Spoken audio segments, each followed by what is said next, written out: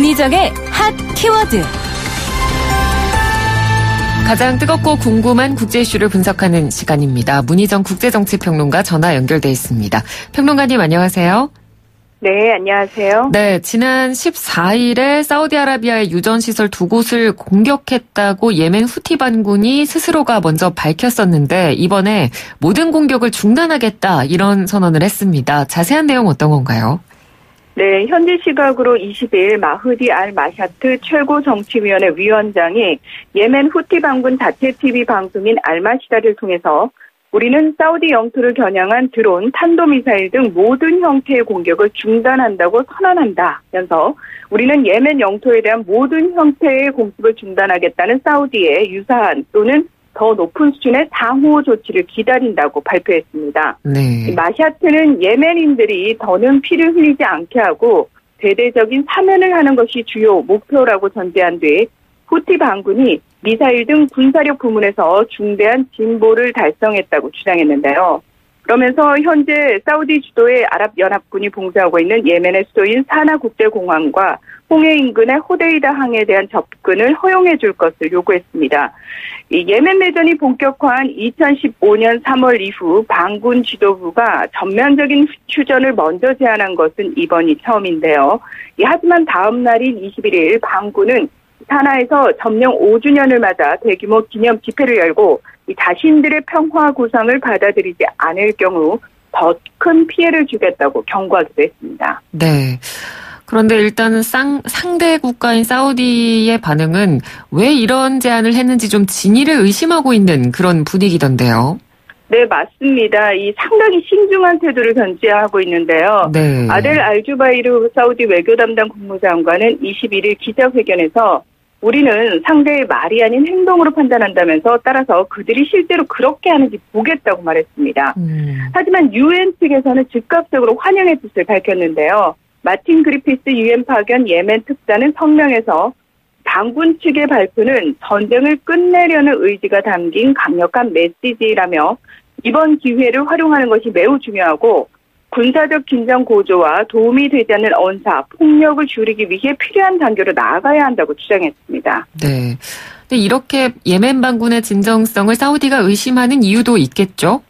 네, 그렇습니다. 지난 5년간 이어진 예멘 내전에서는 몇 번의 휴전을 위한 협상이 있었고 체결된 적도 있지만 제대로 지켜지지 않은 선례가 있기 때문인데요. 네. 물론 반군만의 잘못이라기보다는 예멘 정부군 역시 합의한 내용을 어기기도 하고 사우디 주도의 아랍 동맹군 역시 상대의 잘못을 명분 삼아 협상을 지키지 않기도 했습니다. 지난해 12월 스웨덴 스톡홀름에서 유럽의 중재로 예멘 정부와 후티 반군은 호데이다 지역에 배치된 병력과 무기를 즉각 철수하는 등의 내용을 담은 휴전 협정을 체결했는데요. 하지만 합의가 이루어진 바로 다음 날 교전이 벌어짐으로써 휴전 협정이 흐지부지 돼버렸습니다. 네. 참고로 호데이다 항구는 예멘에서 가장 인구 밀도가 높은 수도 사나로 향하는 핵심 통로로 부호 물자의 약 75%가 이곳을 통해 유입되는데요. 지난해 6월부터 사실상 봉쇄되면서 기근과 질병에 시달리는 예멘인의 인도주의 위기가 더욱 심각해졌습니다. 따라서 유엔 측에서는 사우디 주도의 아랍 동맹군이 장악한 이곳만이라도 봉쇄를 해제해 줄 것을 강력히 요구했습니다. 네. 저희가 이런 현재 상황을 잘 이해하기 위해서는 예멘이라는 나라에 대해서 좀 알아볼 필요가 있을 것 같습니다. 어떤 나라인가요? 이 아라비아 반도 사우디아라비아 남쪽에 위치해 있는 나라인데요. 옆에 오만이라는 나라가 있습니다. 그리고 우리나라 청해 부대가 주둔해 있는 아덴만과 접해 있고요. 소말리아와도 가까운 곳에 위치해 있는 이슬람 국가인데요. 네. 수니파와 시아파가 거의 비슷한 비율로 존재하고 있어서 종파 갈등도 있고요. 또 여기에 공산 국가였던 남예멘 지역에서는 분리주의 세력의 활동도 활발한 상황입니다. 15세기부터 17세기까지 오스만 제국의 영향력 아래에 있다가 1839년 영국이 예멘 지역의 남부에 있는 이 아덴항의 지정학적 위치를 탐내면서 식민 지배하기 시작해서 본의 아니게 북예멘과 남예멘으로 분단됐고요. 1918년 오스만 제국이 제1차 세계대전에서 패배하면서 북예멘은 먼저 독립을 했고 이 남예멘은 1967년이 돼서야 소련의 도움으로 영국으로부터 독립하면서 공산 정권이 들어서게 됩니다. 네. 이 안타깝게도 예멘도 산유국이지만 각 부족장들의 이권 다툼에 의해서 오일머니의 혜택이 소수의 기득권층에게만 돌아가기 때문에 세계 최빈국이고요. 또 하나가 이 거의 전 국민들이 가스라고 해서 환각성 식물을 거의 매일 씹는데요. 이 좋은 기후 환경에도 불구하고 수입을 위해서 곡물, 식량 재배보다는 이 가스만 재배하는 바람에 대부분의 식량을 수입에 의존하고 또 이 가스 재배에 물이 상당히 많이 들어갑니다. 가뜩이나 물이 부족한 국가에서 더해서 엄청난 물 부족에 시달리고 있는 말 그대로 총체적 난국인 나라라고 할 수 있습니다. 네. 그러니까 설명해 주신 내용을 들어보니까 식민 시절도 겪었고 분단의 상황도 있었고 거기에다가 세계적인 최빈국인데 상황이 굉장히 어려운 상황인데 여기에 지금 내전까지 있는 거죠? 맞습니다. 1990년 북예멘과 남예멘의 합의에 의해서 통일을 했지만 이후 끊임없는 정치 세력 간의 갈등과 두 번의 내전을 거쳤고요. 2011년 아랍의 봄을 통해서 독재 정권을 무너뜨렸지만 2015년 또다시 서로 다른 세력 간의 전쟁이 발발하면서 지금까지 5년째 내전을 벌이고 있는데요. 그런데 문제는 단순히 예멘 정부군과 후티 반군 간의 대립이 아니라 동쪽을 또 장악한 알카에다 조직과 남부의 분리주의 세력까지 가세해서 제2의 시리아전이라고 할 만큼 복잡한 전쟁의 양상을 띠고 있다는 점입니다. 이 여기에 각국의 이해관계가 얽혀서 사우디가 아랍 동맹군을 이끌고 예멘 정부군에 합세를 했고요. 이란 역시 시아파인 후티 반군을 지원하다 보니까 국제전으로까지 비화됐는데요. 게다가 미국과 영국, 프랑스는 사우디 측에 엄청난 양의 무기를 판매해 줌으로써 예멘 내전을 장기화시키는 악역을 하고 있는 상황이기도 합니다. 이 사우디는 영국의 무기 수출 가운데 48%를 차지하고요.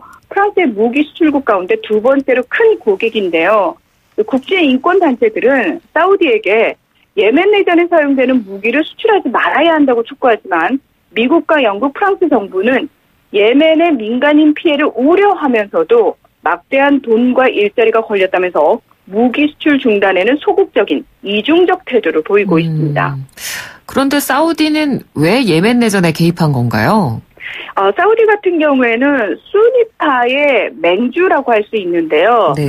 만약에 시아파인 후티 반군이 예멘을 장악하면은 이 사우디 같은 경우에는 이란과 같은 시아파 정부인 이라크와 예멘에 의해서 남북으로 시아파 정부에 의해서 포위되는 형국이 되기 때문입니다.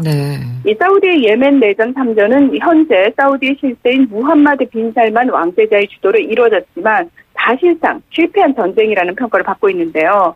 이 사우디의 참전으로 예멘은 대규모 인명피해와 경제 파탄 등의 피해를 입었고 사우디 또한 전쟁이 장기화하면서 국고 부족에 시달리고 있기 때문입니다. 지난해 10월 터키 주 사우디 대사관에서 발생한 사우디 언론인인 자말 카슈거지 살해 사건으로 사우디가 주도하는 예멘 내전의 인도적 위기까지 세상 부각돼 비판 여론이 높아지기도 했습니다. 이 무함마드 왕세자가 카슈거지 살해와 예멘 내전 참전의 배후로 국제사회의 엄청난 비판을 받고는 있지만 여전히 사우디 내부적으로는 가장 강력한 실권자로 군림하고 있는 상황이기도 하고요.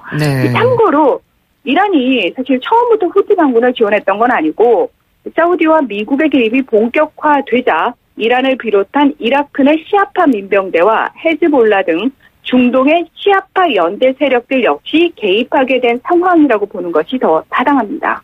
그러니까 예멘 내전을 통해서 다른 나라들이 결국 자신들의 이해득실을 계산하고 있는 그런 상황이네요.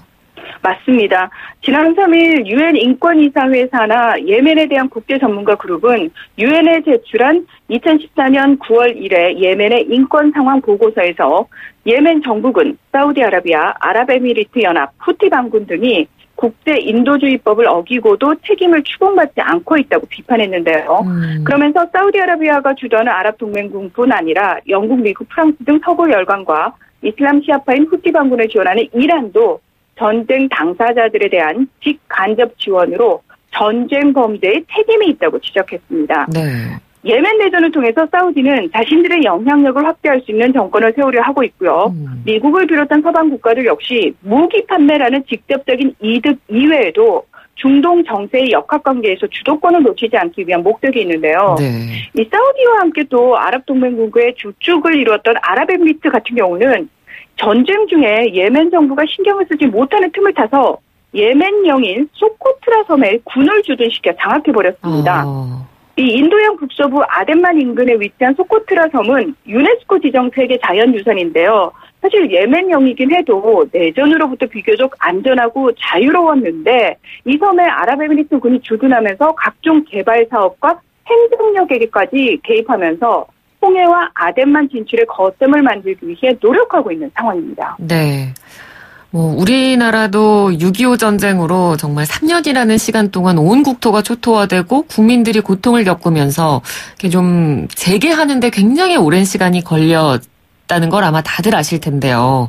이렇게 네네. 예멘에서 5년 동안이나 지속이 전쟁이 되고 있다면 지금 예멘 국민들의 상황도 굉장히 피폐할 것 같거든요. 지금 상황은 어떻습니까?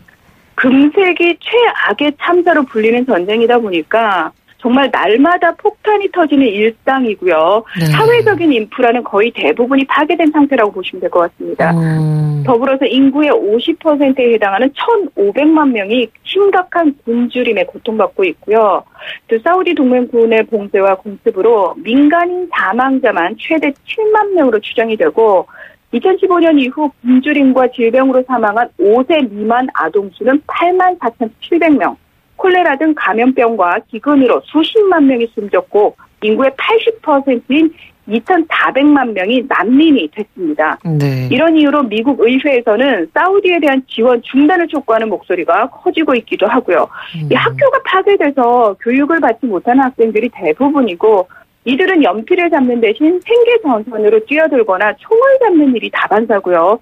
또 일부 가족들은 지참금을 받아서 생계 부담을 덜고 안전을 위한다는 명목으로 딸이 15세가 되기 전에 결혼을 시키고 있어서 어린이와 여성들의 인권은 아예 찾아볼 수 없는 지경입니다. 네. 참, 이 예멘의 안타까운 상황까지 저희가 오늘은 핫키워드에서 짚어봤습니다. 오늘 말씀 잘 들었습니다. 고맙습니다. 네, 고맙습니다. 네, 지금까지 문희정 국제정치평론가였습니다.